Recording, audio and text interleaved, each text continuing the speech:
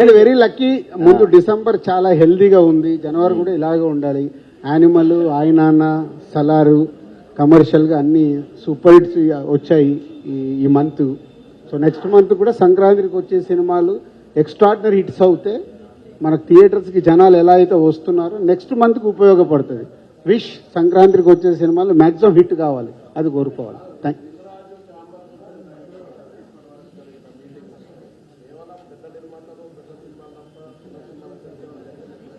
ఎందుకు జరగదు? ప్రతి మీటింగ్లో జరుగుతుంది. నిర్ణయాలు ఏం జరగవు. నిర్ణయాలు ఏంటి? ఉన్న అయింది 4 నెలలు. 4 నెలలు అద్భుతాలు చేయడానికి ఏమన్నా నేను సీఎంనా? కాదుగా. నేను సంతకం పెట్టగానే జరగడానికి. నేను just chamber president.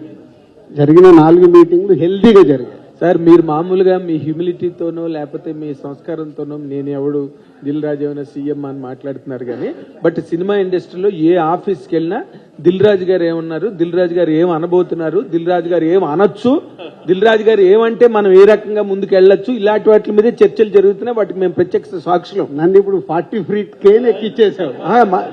కాదనమనండి, A journalist. Thank you. మీకు మీ అందరికి నా పైన అంత రెస్పెక్ట్, గౌరవం ఉన్నందుకు థ్యాంక్ యూ. మీరు ఇందాక చెప్పిన దానిలో నాకు ఆవిడ జర్నలిస్ట్ ని అడిగారు, మీరు నువ్వు ఏ సినిమాకి ఎక్సైట్ అవుతావు టికెట్ తీసుకోవడానికి అని. వాళ్ళు ఎవడైనా సరే బిగ్ బడ్జెట్ పెద్ద హీరోలకే వెళ్తారు. అంటే ఈ మేరకి తక్కువ సినిమాలకి కొంచెం వెనక్కి జరగడానికి అవకాశం ఉంది. అలా ఉండదు. అంటే ఇప్పుడు జనరల్ గా మన మైండ్ సెట్ ఎలా ఉంటది? నేను ఇప్పుడు మన సలార్ ఉంది, నిద్రపోకుండా 1 గంటకు సినిమాకి వెళ్ళా శ్రీరాములకి. మనకి ఎగ్జైట్మెంట్ ఉంటుంది. సో పెద్ద సినిమాలు వచ్చినప్పుడు ఆ సినిమా చూసేయాలని యాంగ్జైటీ ఉంటుంది. సో దాని తర్వాత కూడా మంచి సినిమాలు చూస్తూనే ఉంటాం. సంక్రాంతికి ఒకటే సినిమా కాదు, 4 సినిమాలు ఆడతాయి. ఒక్కొక్క ఇయర్ 4 సినిమాలు సూపర్ హిట్లు అయినాయి, సూపర్ హిట్లు అయిన ఇయర్లు కూడా ఉన్నాయి.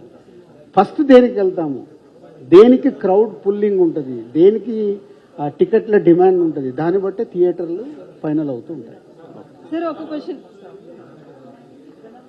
ఇది అది మీ స్టోరీ, నా స్టోరీ కాదు. అది నాకు తెలియని స్టోరీ కొత్తగా చెప్తున్నా. ఎక్కడ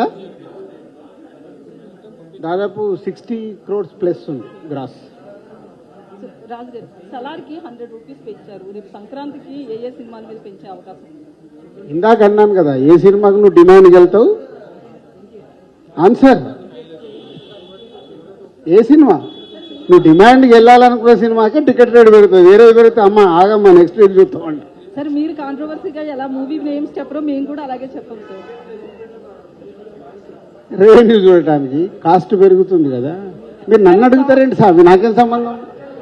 ఛాంబర్ కాదు, ఇండివిజువల్గా ప్రొడ్యూసర్ పెద్ద సినిమా బడ్జెట్లు అయినప్పుడు టికెట్ రేట్లు అడుగుతారు, పెంచుతారు, అలాగే పెరుగుతాయి. అన్ని సినిమాలకు కాదు కదా అది. సార్,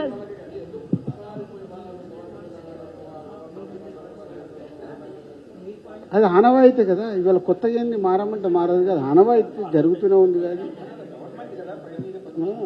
గవర్నమెంట్ ఇస్తే పెరుగుద్ది.